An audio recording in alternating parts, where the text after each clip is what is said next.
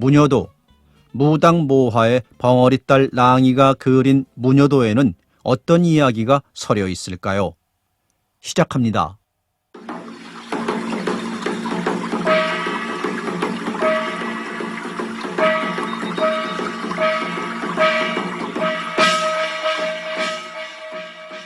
뒤에 물러놓은 어둑어둑한 산, 앞으로 폭이 넓게 흐르는 검은 강물, 산마루로 들판으로 검은 강물 위로 모두 쏟아져 내릴 듯한 파란 별들, 바야흐로 숨이 고비에 찬 이슥한 밤중이다. 강가 모래펄에 큰 차일을 치고 차일 속엔 마을 여인들이 자욱히 앉아 무당의 신화의 취해 있다. 그녀들의 얼굴들은 분명 슬픈 흥분과 새벽이 가까워 온 듯한 피곤에 젖어 있다. 무당은 바야흐로 청승에 자지러져 뼈도 살도 없는 홀령으로 화한 듯 가벼이 쾌잣자락을 흔들며 돌아간다. 이 그림이 그려진 것은 아버지가 장가를 들던 해라 하니 나는 아직 세상에 태어나기도 이전의 일이다. 우리 집은 옛날에 소위 유서 있는 가문으로 재산과 문벌로도 떨쳤지만 그라는 선비란 것도 우글거렸고 특히 진귀한 서화와 골동품으로서는 나라 안에서 손꼽힐 만큼 높이 일컬어졌었다. 그리고 이 서화와 골동품을 즐기는 취미는 아버지에서 아들로, 아들에서 다시 손자로 대대 가산과 함께 물려져 내려오는 가풍이기도 했다. 우리 집 살림이 탁방난 것은 아버지 때였으나 그 즈음만 해도 아직 옛날과 다름없이 할아버지께서는 사랑에서 나그네를 겪으셨고 그러자니 시인 묵객들이 끊일 새 없이 찾아들곤 하였다. 그 무렵이라 한다. 온종일 흙바람이 불어 뜰 앞엔 살구꽃이 터져나오는 어느 봄날 어스름 때였다. 색다른 나그네가 대문 앞에 닿았다. 동저고리바람에 페랭이를 쓰고 그 위에 명주수건을 잘라맨 나이 한 50 가까이 되어배는 채수도 조그마한 사내가 나귀 곱비를 잡고 서고 나귀엔 17쯤 나배는 낯빛이 몹시 파리한 소녀 하나가 안장 위에 앉아 있었다. 남자 하인과 그 상전의 따님 같아도 보였다.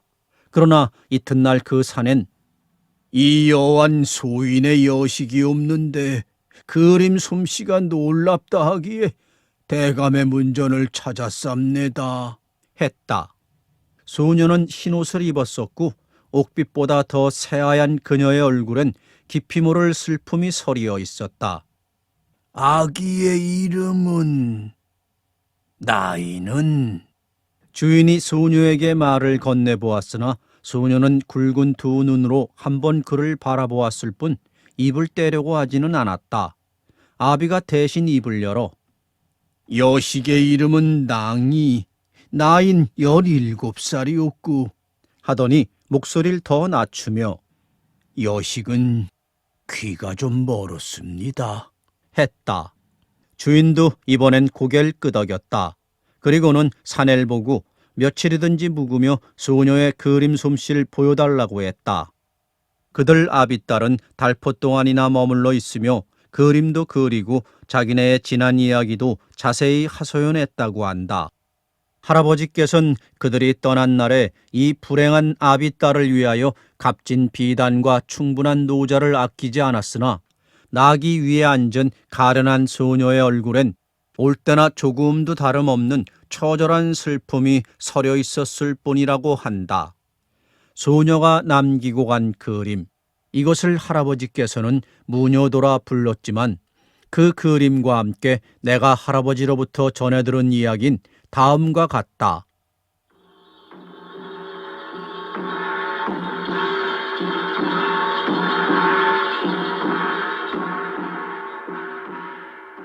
경주 읍에서 성 밖으로 오리쯤 나가서 조그만 마을이 있었다.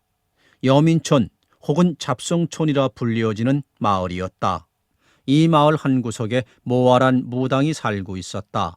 모아서 들어온 사람이라 하여 모아라 부르는 것이었다.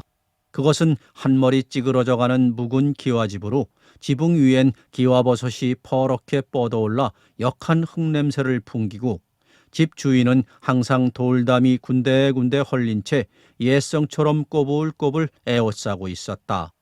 이 돌담이 에워싼 안에 공지같이 넓은 마당엔 수채가 막힌 채 빗물이 고이는 대로 1년 내 시퍼런 모릿기가 뒤덮여 늘쟁이, 명아주, 강아지풀, 그리고 이름 모를 여러 가지 잡풀들이 사람의 키도 묻힐 만큼 거먹게 엉키어 있었다.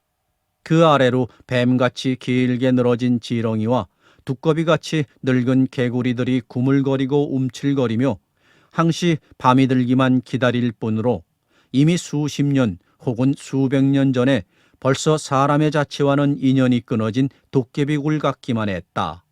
이 도깨비굴같이 낡고 헐린 집 속에 무녀 도화와 그 딸 낭이는 살고 있었다.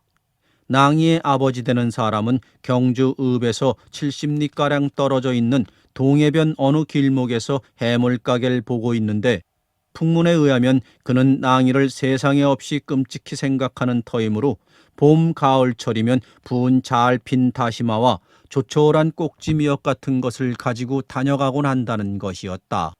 나중 우기가 돌연히 나타나지 않았다면 이 도깨비 굴 속에 그녀들을 찾는 사람이라야 모아에서 굿을 청하러 오는 사람들과 봄, 가을에 한 번씩 낭이를 찾아주는 그녀의 아버지 정도로 세상 사람들과는 별로 왕래도 없이 살아가는 쓸쓸한 어미 딸이었던 것이다.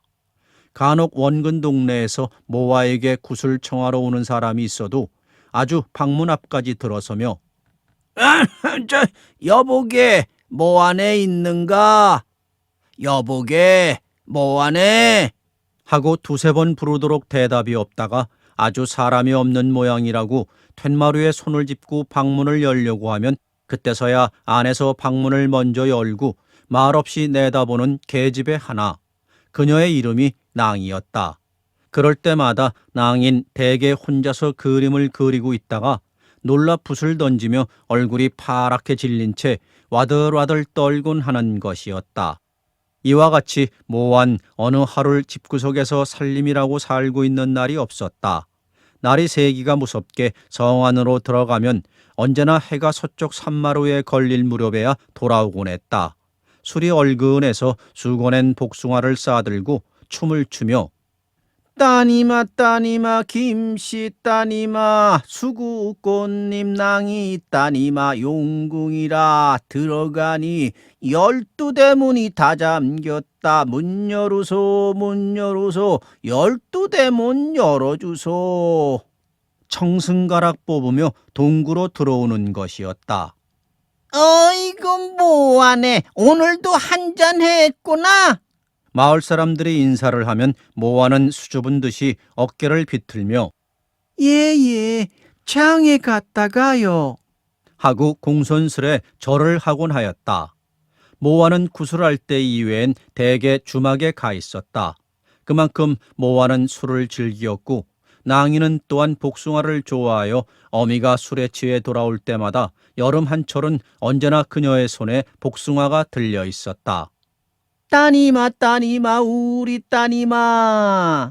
모아는 집안에 들어서면서도 이렇게 가락을 붙여 낭이를 불렀다. 낭이는 어릴 때 나들이에서 돌아오는 어미의 품에 뛰어들어 젖을 빨듯 어미의 수건에 쌓인 복숭아를 받아먹는 것이었다. 모아의 말을 들으면 낭이는 수국꽃님의 화신으로 그녀가 꿈에 용신님을 만나 복숭아 하나를 얻어먹고 꿈꾼 지 1년 만에 낭이를 낳은 것이라 했다. 그녀의 말에 의하면 수국용신님은 따님이 12형제였다. 첫째는 달님이요, 둘째는 물님이요, 셋째는 구름님이요.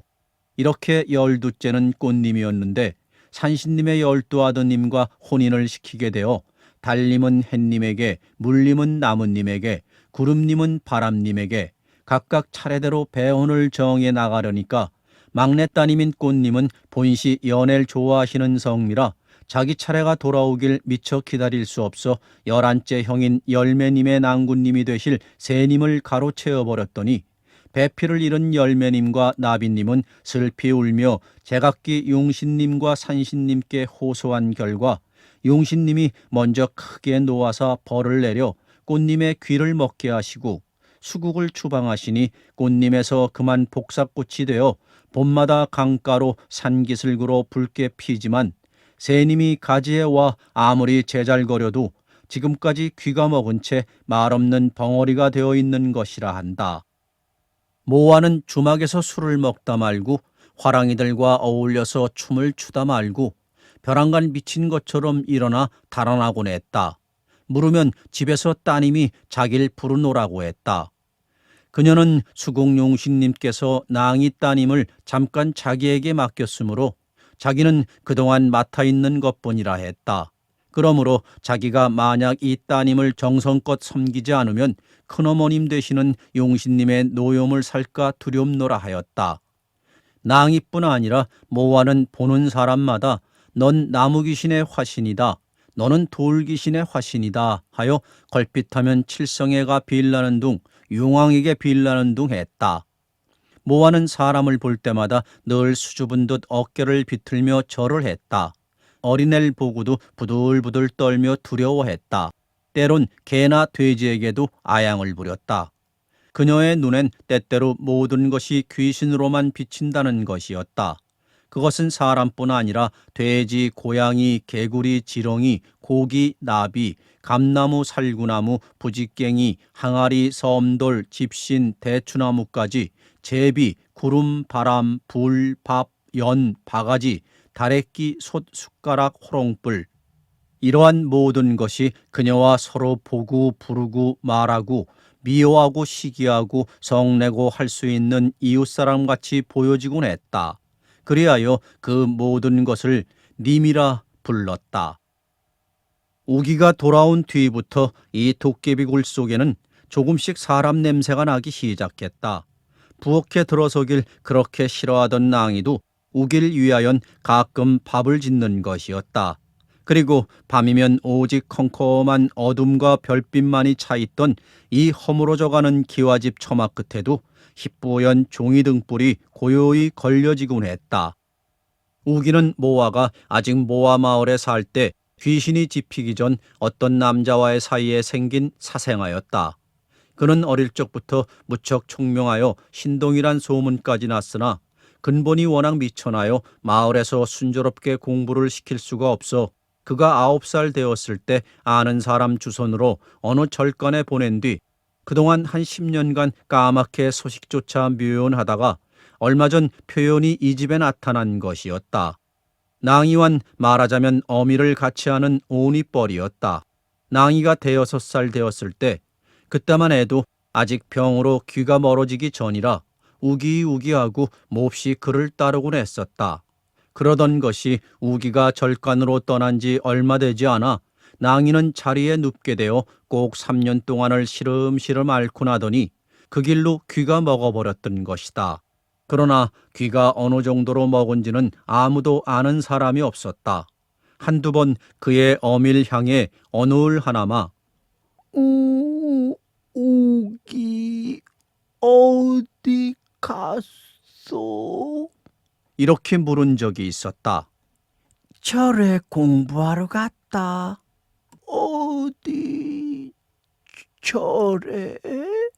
지림사 근절에. 그러나 이것은 거짓말이었다. 모아 자신도 사실은즉 우기가 어느 절에 가 있는지 통 모르고 있었고 다만 모른다고 하기가 싫어서 이렇게 머리에 떠오르는 대로 대답했을 뿐이었다.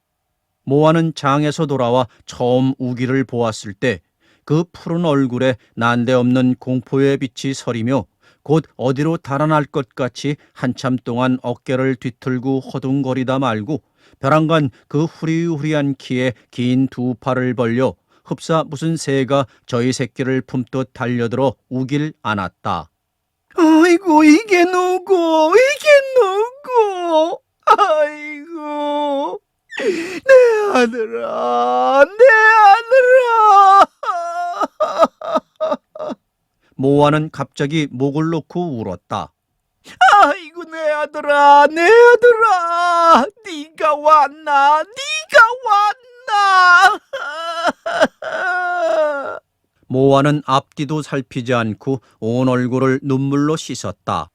어머니 어머니. 우기도 어미의 한쪽 어깨에 왼쪽 볼을 대고 오래도록 울었다. 어미를 닮아 허리가 날씬하고 목이 가는 이 19살 난 청년은 그동안 절간으로 어디로 외롭게 유랑해 다닌 사람 같지도 않게 품위가 있고 아름다운 얼굴이었다. 낭이도 그때야 이 청년이 우기인 것을 진정으로 깨닫는 모양이었다. 처음 혼자 방에 있는데 어떤 낯선 청년이 와서 방문을 열기에 너무도 놀라고 간이 뛰어 표정으로 말 한마디도 못하고 방구석에 서서 오돌오돌 떨고만 있었던 것이다. 이제 낭인 그 어머니가 우길 얼싸안고 내 아들아 내 아들아 하며 우는 것을 보고 어쩌면 저도 눈물이 날 것 같았다. 낭인 그 어머니에게도 이렇게 인정이 있다는 것을 보자 형언할 수 없는 즐거움을 깨달았다. 그러나 우기는 며칠을 가지 않아 모아와 낭이에게 알 수 없는 이상한 수수께끼와 같은 존재가 되었다. 그는 음식을 받아놓거나 밤에 잠을 자려고 할 때나 또 아침에 자리에서 일어났을 때 반드시 한참 동안씩 주문 같은 것을 외는 것이었다. 그러고는 틈틈이 품속에서 조그만 책 한 권을 꺼내어 읽곤 하는 것이었다. 낭이가 그것을 수상스레 보고 있으려니까 우기는 그 아름다운 얼굴에 미소를 지으며 너도 이 책을 읽어라 하고 그 조그만 책을 낭이 앞에 펴보이곤 했다. 낭이는 지금까지 심청전이란 책을 여러 차례 두고 읽어서 국문쯤은 간신히 읽을 수 있었으므로 우기가 내놓은 그 조그만 책을 들여다보니 맨 처음 껍데기에 큰 글자로 신약전서란 넉자가 똑똑히 씌어져 있었다. 신약전서란 생전 처음 보는 이름이다. 낭이가 알 수 없다는 듯이 우기를 바라보자 우기는 또 얼굴에 미소를 띄우며 너 사람을 누가 만들어낸지 아니? 이 책엔 그런 것들이 모두 씌어져 있다. 그리고는 손으로 몇 번이나 하늘을 가리켰다. 그리하여 낭이가 알아들을 말이라곤 겨우 한마디 하나님이었다. 우리 사람을 만든 것은 하나님이시다. 하나님은 우리 사람뿐 아니라 천지 만물을 다 만들어내셨다. 우리가 죽어서 돌아가는 것도 하나님 전이야. 이러한 우기의 하나님은 며칠 지나지 않아 곧 모하의 의혹과 반발을 불러일으켰다. 우기가 온 지 사흘째 되던 날 아침밥을 받아놓고 그가 기도를 드리려니까 모하는 우기야, 불도에도 그런 법이 있나? 이렇게 물었다. 모하는 우기가 그동안 절간에 가 있다 온 줄만 믿고 있으므로 그가 하는 짓은 모두 불도에 관한 일인 줄로만 생각하는 모양이었다. 아니요, 오마니, 난 불도가 아닙니다. 불도가 아니고 그럼 무슨 도가 있어? 오마니, 난 절간에서 불도가 보기 싫어 달아났댔세다. 불도가 보기 싫다니? 불도야 큰 도지. 그럼 넌 뭐 신선도가? 아니요, 오마니, 난 예수도 올시다. 예수도? 북선 지방에선 예수교라고 합대다. 새로 난 교지요. 그럼 너 동학당이로구나. 아니요, 오마니, 난 동학당이 아닙니다. 난 예수교 올시다. 그래? 예수돈가 하는 데서는 밥 먹을 때마다 눈을 감고 주문을 외나? 오마니, 그건 주문이 아니외다. 하나님 전에 기도드리는 것이외다. 하나님 전에? 모아는 눈을 둥그렇게 떴다. 네, 하나님께서 우리 사람을 내셨으니까요. 야, 너 잡기가 들렸구나. 모아가 그 마을에 객기 들린 사람이 있어 물밥을 내주고 돌아오려니까 우기가 오마니 어디 갔다 오시나요? 하고 물었다. 저 박급창 댁에 객귀를 물려주고 온다. 우기는 한참 동안 무엇을 생각하는 모양이더니 그럼 오마니가 물리면 귀신이 물러나갑될까? 한다. 물러나갔기 사람이 살아났지. 모아는 별소리를 다 묻는다는 듯이 대답했다. 그는 지금까지 이 경주고을 이론을 중심으로 수백 번의 푸닥거리와 구술하고 수백 수천 명의 병을 고쳐왔지만 아직 한 번도 자기의 하는 굿이나 푸닥거리에 신령님의 감흥을 의심한다든가 걱정해 본 적은 없었다. 더구나 누구의 객귀에 물밥을 내주는 것쯤은 목마른 사람에게 물 한 그릇을 떠주는 것만큼이나 당연하고 손쉬운 일로만 여겨왔다. 모아 자신만이 그렇게 생각할 뿐 아니라 굿을 청하는 사람, 객기가 들린 사람 쪽에서도 그와 같이 믿고 있는 형편이었다. 그들은 무슨 병이 나면 먼저 의원에게 보이려는 생각보다 을에 모아에게 찾아갈 것으로 생각하는 것이었다. 그들의 생각에는 모아의 푸닥거리나 푸념이 의원의 침이나 약보다 훨씬 반응이 빠르고 효험이 확실하고 부담이 적었던 것이다. 한참 동안 고개를 수그리고 무엇을 생각하고 있던 우긴 고개를 들어 그 어미의 얼굴을 똑바로 바라보며 오마니, 그런 것은 하나님께 죄가 됩니다. 오마니, 이것 보시오. 마태복음 제9장 35절이올시다. 저희가 나아갈 때 사기 들려 벙어리 된 자를 예수께 다려오매 사기가 쫓겨나니 벙어리가 말하거늘. 그러나 이때 벌써 모아는 자리에서 일어나 방구석에 언제나 차려놓은 신주상 앞에 가서 신령님네 동서남북 상하천지 날 것은 날아가고 길 것은 기어가고 머리 거마초로 인생 신락같은 이 목숨이 신령님네 품이길래 품속에 품었길래 대로같이 가옵네다. 대로같이 가옵네다. 부정한 선 물리치고 조촐한 선 받으실세. 터주님이 터주시고 조왕님이 요주시고 성주님이 복주시고 칠성님이 명주시고 미륵님이 돌보셔서 신락같은 이 목숨이 대로같이 가옵네다. 탄탄 대로같이 가옵네다. 모아의 두 눈은 보석같이 빛나며 강렬한 발작과도같이 전신을 떨고 두 손을 비벼댔다. 푸념이 끝나자 신주상 위에 냉수 그릇을 들어 물을 머금더니 우기의 낫과 온몸에 확 뿜으며 어쎄, 귀신아 물러서라. 여기는 영주비루봉 상상봉에 깎아질린 돌배랑에 흰길 청수에 너희 올 것이 아니니라. 바른 손에 칼을 들고 왼손에 불을 들고 어쎄, 잡귀신아 쏙 물러거라. 테프! 이렇게 외쳤다. 우기는 처음 어리둥절해서 모아의 푸념하는 양을 바라보고 있다가 이윽고 고개를 수그려 잠깐 기도를 올리고 나서 일어나 잠자코 밖으로 나가 버렸다. 모아는 우기가 나간 뒤에도 한참 동안 푸념을 계속하며 방구석마다 물을 뿜고 주문을 외웠다. 우기는 그 길로 이 지방의 예수교인들을 찾아보기로 했다. 그날 곧 돌아올 줄 알았던 우기는 해가 지고 밤이 깊어도 돌아오지 않았다.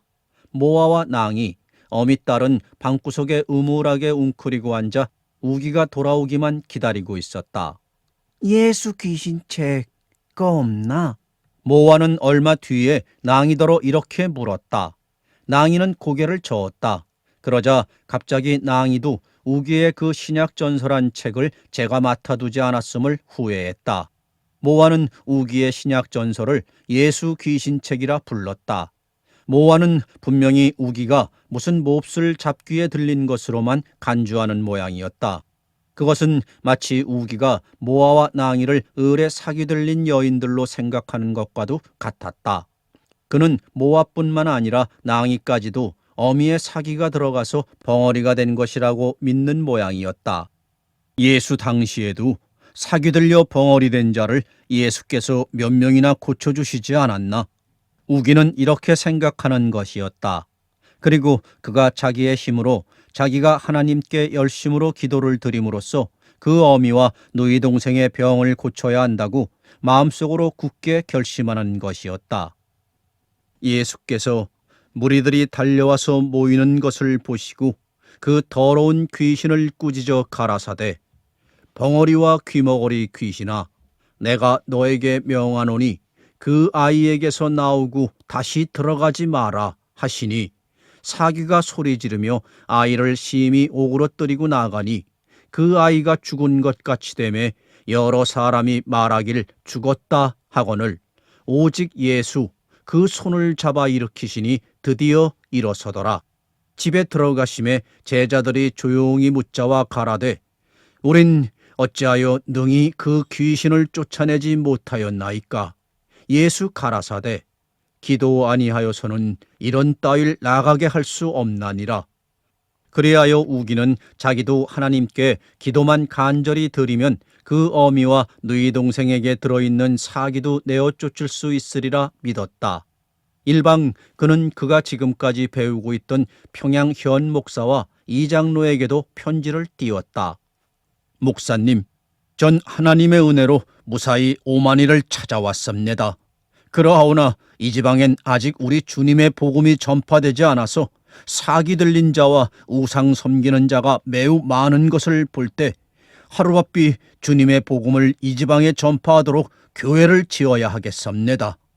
목사님께 말씀드리기는 매우 부끄러운 일이오나 저희 오만인 무당 사귀가 들려 있고 저희 누이 동생은 귀머거리와 벙어리 귀신이 들려 있습니다. 저는 마가복음 제9장 제29절에 있는 우리 주님 예수 그리스도의 말씀대로 이 사귀들을 내어 쫓기 위하여 열심으로 기도를 드립니다마는 교회가 없으므로 기도드릴 장소가 매우 힘드옵니다.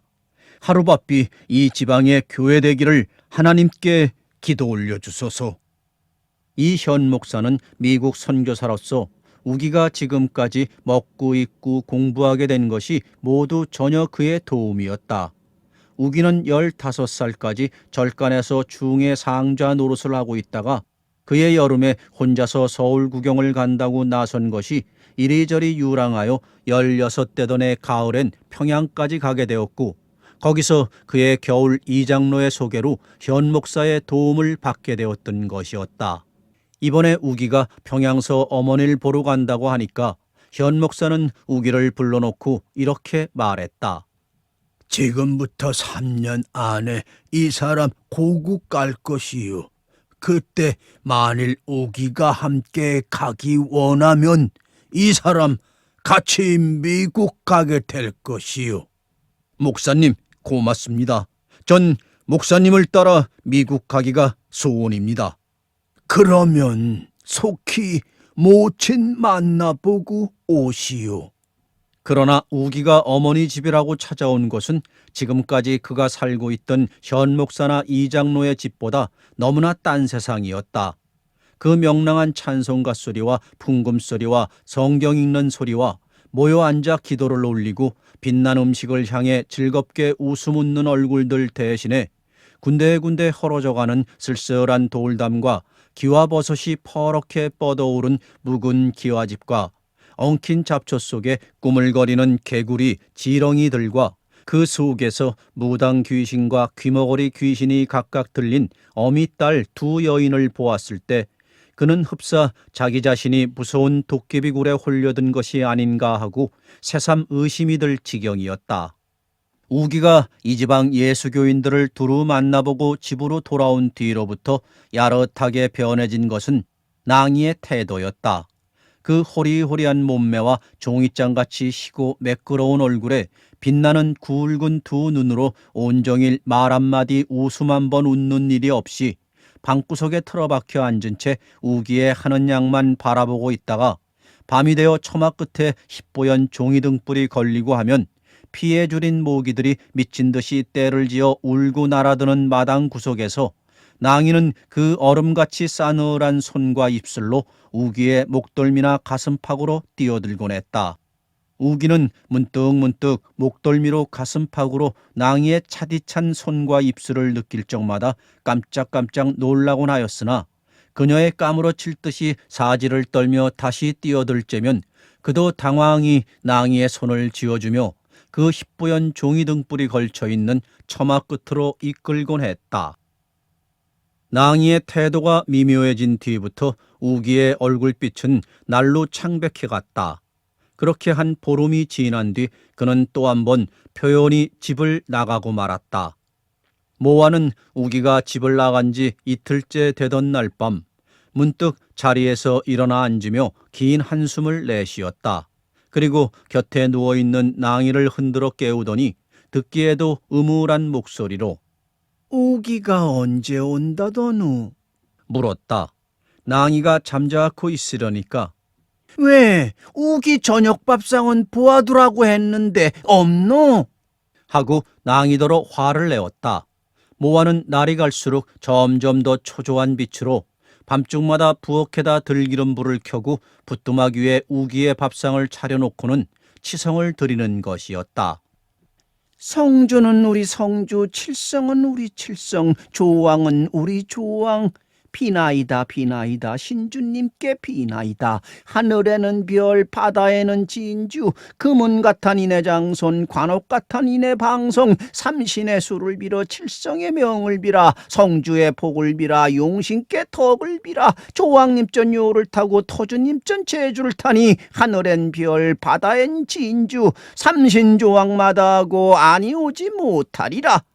예수 귀신아, 서역신말리 굶주리던 불귀신아, 탄다 탄다 홀 불이 탄다. 불귀신이 홀홀 탄다. 타고 나니 우리 방성 관옥같이 앉았다가 삼신 찾아오는구나, 조왕 찾아오는구나. 모아는 혼자서 손을 비비고 절을 하고 일어나 춤을 추고 갖은 교태를 다 부리며 완연히 미친 것 같이 날뛰었다. 낭이는 방에서 부엌으로 난 봉창구멍에 눈을 대고 숨소리도 죽인 채 오랫동안 어미의 날뛰는 양을 지켜보고 있다가 벼랑간 몸에 오한이 들며 아래턱이 달달달 떨리기 시작하였다. 그녀는 미친 것처럼 뛰어 일어나며 저고리를 벗었다. 치마를 벗었다. 그리하여 어미는 부엌에서 딸은 방 안에서 한 장단 한 가닥에 놀듯 어우러져 춤을 추었다.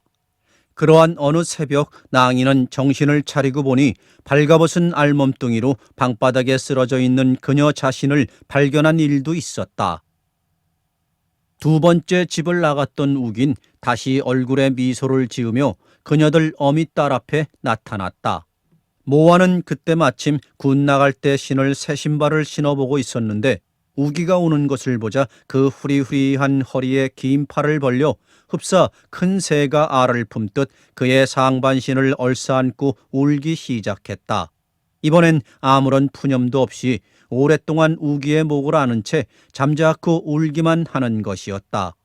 언제나 퍼런 그 얼굴에도 그때만은 붉은 기운이 돌며 그 의젓한 몸짓도 귀신 들린 사람 같지 않았다.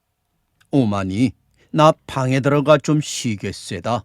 우기는 어미의 포옹을 꾸르고 일어나 방에 들어가 누웠다.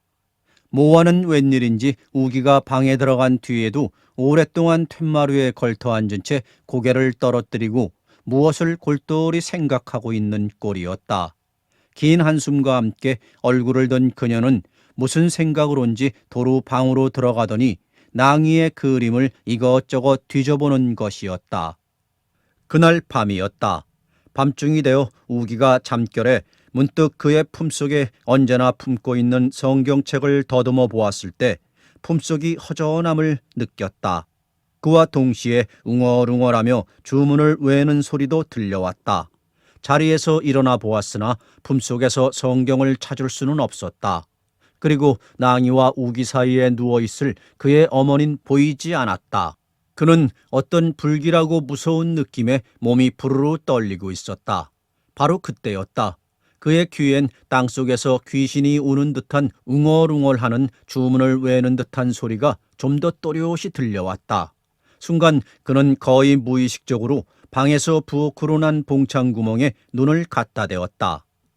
서역신말리 굶주리던 불귀신아, 한쪽 손에 불을 들고 한쪽 손에 칼을 들고 이리 가니 산신님이 예 기신다, 저리 가니 용신님이 제 기신다, 칠성이라 돌아가니 칠성님이 예 기신다, 구름 속에 쌓여간다, 바람결에 묻혀간다, 구름님이 예 기신다, 바람님이 제 기신다, 용궁이라 당도하니 12대문 잠겨있다, 첫째 대문 두드리니 사천왕 뛰어나와 종발름 부릅뜨고 주석 철퇴 높이 든다. 둘째 대문 두드리니 불개두쌍 뛰어나와 불꽃은 순놈이 낼룽, 불씨는 암놈이 낼룽. 셋째 대문 두드리니 물개두쌍 뛰어나와 순놈이 멍멍, 불꽃이 죽고 암놈이 맹맹, 불씨가 죽고.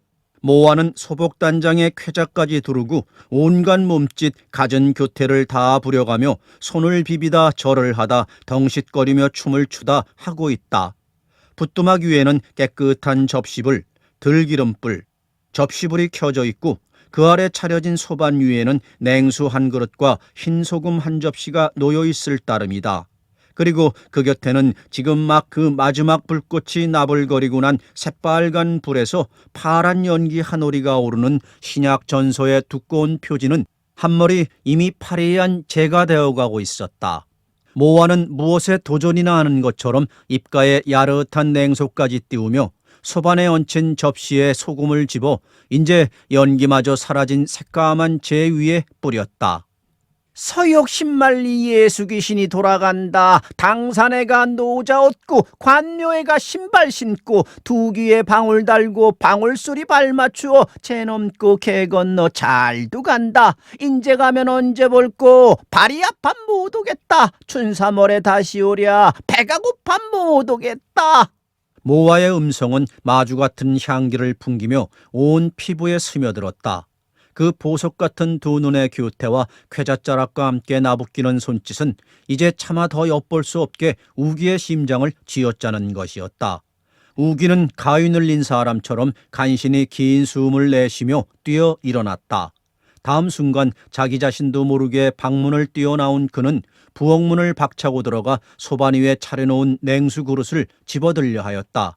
그러나 그가 냉수 그릇을 집어들기 전에 모아의 손엔 식칼이 번뜩이고 있었고 모아는 우기와 물그릇 사이에 식칼을 두르며 조용히 춤을 추는 것이었다.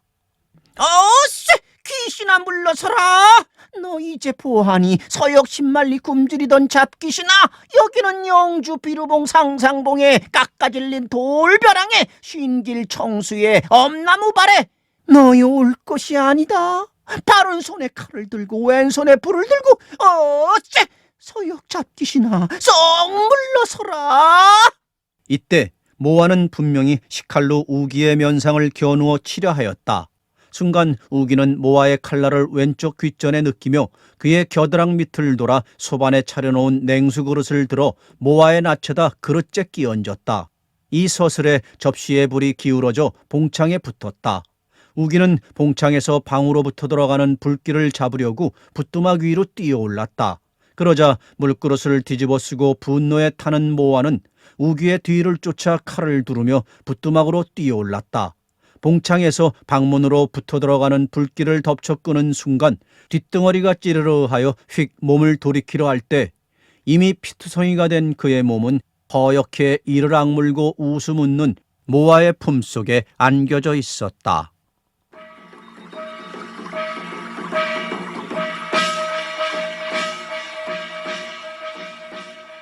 우기의 몸은 머리와 목덜미와 등어리와 세 군데 상처를 입고 있었다. 하지만 우기의 병은 이 세 군데 칼로 맞은 상처만이 아니었다. 그는 날이 갈수록 갈비뼈가 앙상하게 드러나고 두 눈자위가 패여들기 시작했다. 모하는 우기 병간호에 남은 힘을 다하여 그가 원하는 것이 있으면 낮과 밤을 헤아리지 않고 뛰어갔다. 가끔 우기를 이렇게 앉혀서 자기의 품에 안아도 주었다. 물론 약도 쓰고 굿도 하고 주문도 외웠다. 그러나 우기의 병은 낫지 않았다. 모아도 우기의 병 간호에 열중한 뒤부터 굿에는 그만큼 신명이 풀린 듯하였다. 누가 굿을 청하러 와도 아들의 병을 핑계로 대개 거절을 했다. 그러자 모아의 굿이나 푸닥거리의 영검이 이전과 같이 신령치 않다고들 하는 사람이 하나둘씩 생기기도 했다. 이러한 즈음 이 고을에도 조그만 교회당이 서고 전도사가 들어왔다. 그리하여 그것은 바람의 불처럼 온 고을에 뻗쳤다. 읍내 교회에서는 마을마다 전도대를 내보냈다. 그리하여 이 모아의 마을에까지 복음이 전파되었다.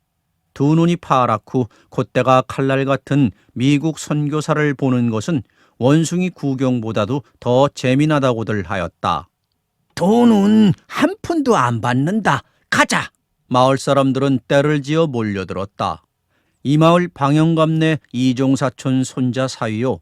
선교사와 함께 온 양조사와 그 부인은 집집마다 신방하여 가로되 무당과 판수를 믿는 것은 거룩거룩하시고 절대적 하나밖에 없는 우리 하나님 아버지께 죄가 됩니다. 무당이 무슨 능력이 있습니까? 보십시오. 무당은 썩어 빠진 고목나무나 듣도 보도 못한 돌미륵한테도 빌고 절하지 않습니까? 판수가 무슨 능력 있습니까? 보십시오. 제 앞도 못 보고 지팡이로 더듬거리는 그가 어떻게 눈 밝은 사람을 구원할 수 있겠습니까? 우리 인생을 만든 것은 절대적 하나밖에 없는 하나님 아버지올시다. 그러므로 아버지께서 말씀하셨습니다. 내 앞에 다른 신을 두지 마라. 이리하여 하나님 아버지의 외아들 예수 그리스도가 온갖 사기 들린 사람, 문둥병 든 사람, 안전뱅이, 벙어리, 귀머거리를 고친 이야기와 십자가에 못 박혀 죽은 지 사흘 만에 다시 살아나 승천했다는 이야기가 한정없이 쏟아져 나왔다. 모아는 픽 웃곤 했다. 그까짓 잡귀신들. 했다. 그러나 그들의 비방과 저주는 뼈골에 사무치는 듯 그녀는 징 울리고 꽹가리를 치며 외쳤다. 쎄 귀신아 물러서라. 당대 고충년에 얻어먹던 잡귀신아, 니어 이 모화를 모르느냐? 아니가고 파면 쉰길 청수에 엄나무발에 무쇠가마에 백발가죽에 니 자자손손을 가두어 못 얻어먹게 하고 다시는 햇빛도 못 보게 할란다. 쎄 귀신아 쏙 물러가거라. 서역신만리도 꽁무니에 불을 달고 두기에 방울 달고 왈강달강 벼락같이 떠나거라. 그러나 예수 귀신들은 결코 물러가지 않았을 뿐 아니라 점점 늘어만 갔다. 게다가 옛날 모아에게 굿과 푸닥거리를 빌러 다니던 사람들까지 예수 귀신이 들기 시작하였다. 이러는 중에 서울서 또 부흥 목사가 내려왔다. 그는 기도를 드려서 병을 고치는 능력이 있다 하여 온 고을 사람들이 모여들기 시작하였다. 그가 병자의 머리 위에 손을 얹고 이 죄인은 저희의 죄로 말미암아 심히 괴로워하고 있사옵니다. 아멘. 하고 기도를 올리면 여자들의 월수병 대하증쯤은 대개 죄시움을 받을 수 있었고 그 밖에도 소경이 눈을 뜨고 안진뱅이가 걷고 귀머거리가 듣고 벙어리가 말하고 반신불수와 질랄병까지 저희 믿음 여하에 따라 모두 죄시움을 받을 수 있다는 것이었다. 여자들의 은가락지 금반지가 나날이 수를 다투어 강단 위에 내걸리게 된다. 기부금이 쏟아진다. 이리 되면 모아의 국구경에 견줄 나이가 아니라고 하였다. 양국놈들이 요술단을 꾸며왔어. 모아는 픽 웃고 이렇게 말했다. 굿과 푸념으로 사람 속에 든 사귀 잡귀신을 쫓는 것은 지금까지 신령님께서 자기에게만 허락하신 자기의 특수한 권능이었다. 그리고 그의 신령님은 오늘날 예수꾼들이 그렇게도 미워하고 시기하는 고목이기도 했고 돌이기도 했고 산이기도 했고 물이기도 했다. 무당과 판소를 믿는 것은 절대적 한 분밖에 안 계시는 거룩하신 하나님 아버지께 죄가 됩니다. 예수 귀신들이 나발을 불고 북을 치고 비방을 하면 모아는 혼자서 징을 울리고 꽹가리를 치며 꽁무니에 불을 달고 두기에 방울 달고 왈강달강 서역신만리로 물러서라. 잡귀신들아. 이렇게 응수하곤 했다.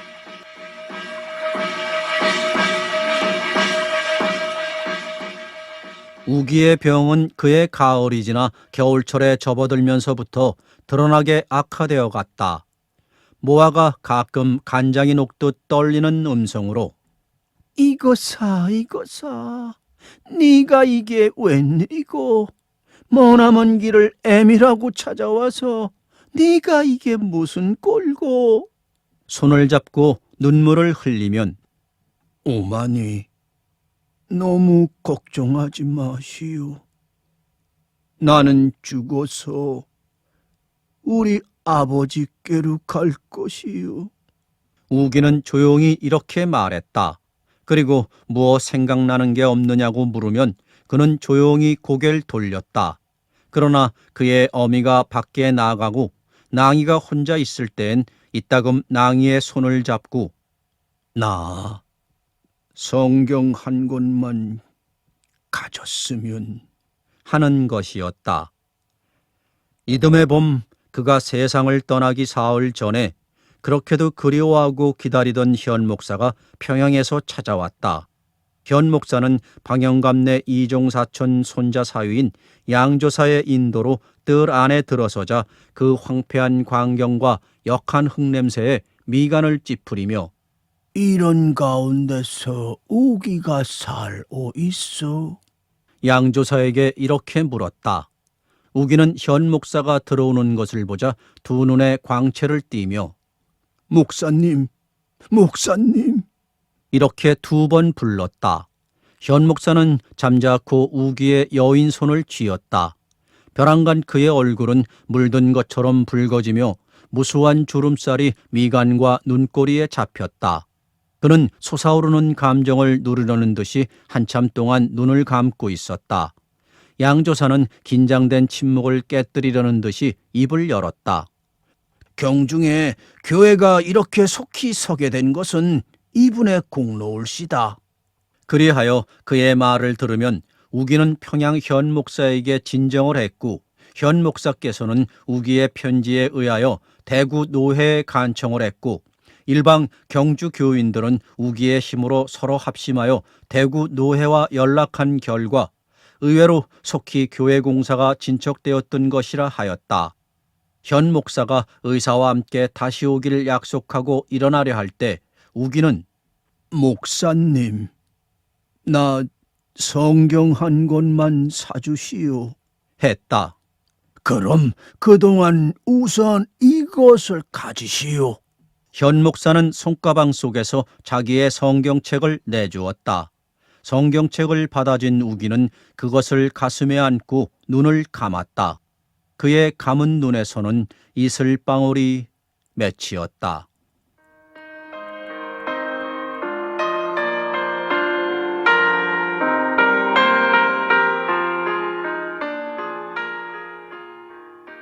모아진 마당엔 예년과 다름없이 자풀이 엉기고 늙은 개구리와 지렁이들이 그 속에 웅크리고 있었다. 그녀는 그동안 거의 굿을 나가지 않고 매일 그 찌그러져가는 묵은 기와집 잡초 속에서 혼자 지인 꽹과리만 울리고 있었다. 사람들은 모아가 인젠 아주 미친 것이라 하였다. 모아는 부엌에다 옷에 헝겊을 걸고 낭이의 그림으로 길을 만들어 달고는 사뭇 먹기조차 잊어버린 채 입술은 먹같이 검어지고 두 눈엔 날로 이상한 광채가 짙어갔다. 서역 신말리 예수 귀신 돌아간다. 꽁무니에 불을 달고 두 귀에 방울 달고 왈강달강 왈강달강 어쎄 귀신아 썩 물러가거라. 네 아니 가고 바하면 쉰길 청수에 엄나무 발에 무쇠 가마에 흰말 가죽에 너희 자자손손을 다 가두어 죽일란다. 어쎄 귀신아. 그녀는 날마다 같은 푸념으로 지인 꽹과리를 울렸다.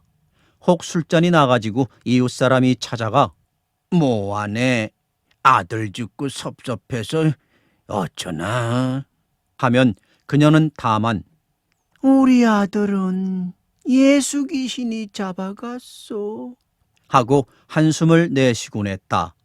아까운 모아굿을 언제 또 볼꼬. 사람들은 모아를 아주 실신한 사람으로 치고 이렇게 아까워했다. 그러할 즈음에 모아의 마지막 굿이 열린다는 소문이 났다. 읍내 어느 부잣집 며느리가 예기소에 몸을 던진 것이었다. 그래 모아는 비단옷 2벌을 받고 특별히 굿을 응했다는 말도 났다.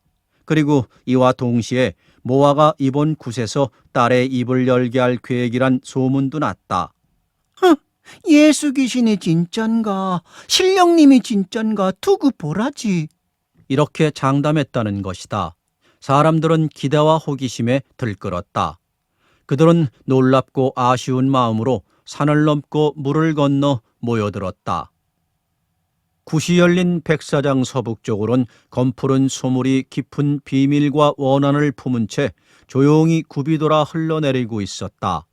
명죽꿀이 하나 들어간다는 그 깊은 소에는 해마다 사람이 하나씩 빠져 죽기 마련이란 전설이 있다. 백사장 위엔 수많은 엿장수, 떡장수, 술가게, 밥가게들이 포장을 치고 혹은 거적을 두르고 득실거렸고 그 한복판 큰 차일 속에서 굿은 벌어져 있었다. 청사, 홍사, 녹사, 백사, 황사의 오색사 초롱이 꽃송이같이 여기저기 차일 아래 달리고 그 초롱불 밑에서 떡시루, 탁주동이, 돼지 통세미들이 온 시루, 온 동이, 온 마리째 놓은 대감상, 무더기쌀과 타래실과 곶감고치, 두부를 놓은 제적상과 삼색실과에 백설기와 소채, 소탕에 자반 유가들을 차려놓은 미륵상과 12가지 산채로 된 산신상과 12가지 해물을 차린 용신상과 음식이란 음식마다 한 접시씩 놓은 골목상과 냉수 한 그릇만 놓인 모가상과 이 밖에도 여러 가지 크고 작은 전물상들이 쭉 늘어놓아져 있었다. 이날 밤 모아의 얼굴엔 평소에 볼 수 없던 정숙하고 침착한 빛이 서려 있었다. 어제같이 아들을 잃고 또 새로 들어온 예수 교도들로부터 가지각색 비방과 구박을 받아오던 그녀로서는 의아스러우리만큼 새침하게 가라앉아 있어 전날 달밤으로 산에 기도를 다닐 적의 얼굴을 연상케 했다. 그녀는 전날과 같이 여러 사람 앞에서 아양을 부리거나 수선을 떨지도 않았다. 그러나 그녀는 그 호화스러운 전물상을 둘러보고도 만족한 빛 한 번 띄우지 않고 도리어 비웃듯이 입을 비죽거렸다. 더러운 년들, 전물상만 차리면 그만인가? 입 밖에 내어놓고 빈정거리기까지 하였다. 그러자 자리에서는 모아는 오늘 밤 새로운 귀신이 집힌다고들 수군거리기 시작했다. 그 가운데 한 여자가 돌연히 엄마야, 죽은 김씨 온신이 덮였어. 하자 다른 여자들도 바로 그 김씨가 들렸다. 저 청석 맞도록 정숙하고 새침한 얼굴 좀 봐라. 그리고 모아내가 본데 어디 저렇게 이뻤나? 아주 김씨를 덮었었구만. 이렇게들 수군댔다. 이와 동시 한쪽에선 오늘 밤 구스로 어쩌면 정말 낭이가 말을 하게 될 게라는 얘기도 퍼졌고 또 한쪽에선 낭이가 누구 아이인지는 모르지만 배가 불러 있다는 풍설도 돌았다. 하여간 이 여러 가지 소문들이 오늘 밤 구스로 해결이 날 것이라고 막연히 그녀들은 믿고 있었다. 모아는 김씨 부인이 처음 태어났을 때부터 물에 빠져 죽을 때까지의 사연을 한참씩 넋두리 하다가는 화랑이들의 장고, 피리, 해금에 맞추어 춤을 덩실거렸다. 그녀의 음성은 언제보다도 더 구슬펐고 몸뚱인 뼈도 살도 없는 율동으로 화한 듯 너울거렸고 취한 양 얼이 빠진 양 구경하는 여인들의 숨결은 모아의 쾌자자락만 따라 오르내렸다. 모아의 쾌자자락은 모아의 숨결을 따라 나부끼는 듯 했고 모아의 숨결은 한많은 김씨 부인의 혼령을 받아 청승에 자지러진 채 비밀을 품고 조용히 굽이돌아 흐르는 강물, 예기소, 강물과 함께 자리를 옮겨가는 하늘의 별들을 삼킨 듯 했다. 밤중이나 되어서였다. 혼백이 건져지지 않는다는 것이다. 화랑이들과 작은 무당들이 몇 번이나 초망자 줄에 밥그릇을 달아 물속에 던져도 밥그릇 속에 죽은 사람의 머리카락이 들어오지 않는 것으로 보아 김씨가 초원에 응하지 않는 모양이라 했다. 작은 무당 하나가 초조한 낯빛으로 모아의 귀에 입을 바짝 대며 여태 혼백을 못 건져서 어떡해? 하였다. 모아는 조금도 서둘지 않고 오히려 당연하다는 듯이 넉대를 잡고 물가로 나섰다. 초망자줄을 잡은 화랑이는 넉대가 가리키는 방향으로 이리저리 초온 그릇을 물속에 굴렸다. 일어나소, 일어나소. 33살 월성김씨 대주부인 방성으로 태어날 때 칠성의 명을 빌어. 모아는 넉대로 물을 휘저으며 진정 목이 맨 소리로 혼백을 불렀다. 꽃같이 피난 몸이, 옷같이 자란 몸이, 양친 부모도 생전이여 어린 자식 뉘어두고 검은 물에 뛰어들째 용신님도 외면이라 치마폭이 봉긋 떠서 연화대를 타단 말가 삼간머리 흐트러져 물귀신이 된단 말가. 모아는 넉대를 따라 점점 깊은 물속으로 들어갔다.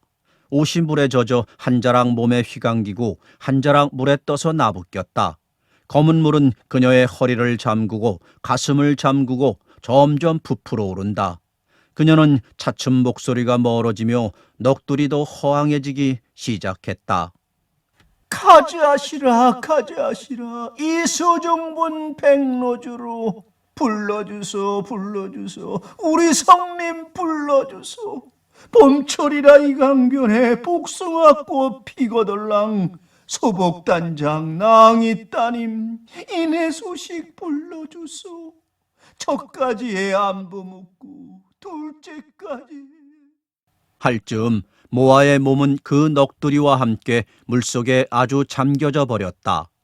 처음엔 쾌잣자락이 보이더니 그것마저 잠겨버리고 넋대만 물 위에 빙빙 돌다가 흘러내렸다.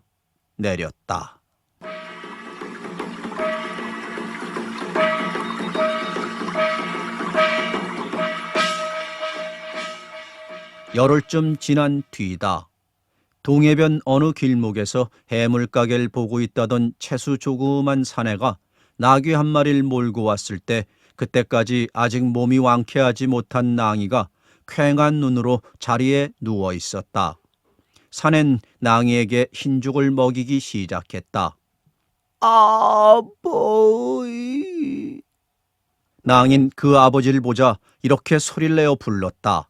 모아의 마지막 굿이 떠돌던 예언대로 굿이 영검을 나타냈는지 그녀의 말소린 전에 없이 알아들을 만도 했다.